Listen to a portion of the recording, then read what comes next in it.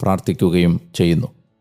പ്രിയപ്പെട്ടവരെ, അനുഗ്രഹിക്കപ്പെട്ട ഒരു ദിവസം നിങ്ങൾക്ക് ഇന്ന് ഉണ്ടാകട്ടെ എന്ന് ഞാൻ പ്രാർത്ഥിക്കുകയാണ്. നിങ്ങളിത് കേട്ടുകൊണ്ടിരിക്കുന്ന ഓഡിയോ പ്ലാറ്റ്ഫോം നിങ്ങൾ സബ്സ്ക്രൈബ് ചെയ്താൽ മുടങ്ങാതെ നിങ്ങൾക്ക് ഈ വചന വായനയിൽ പങ്കെടുക്കാൻ കഴിയും.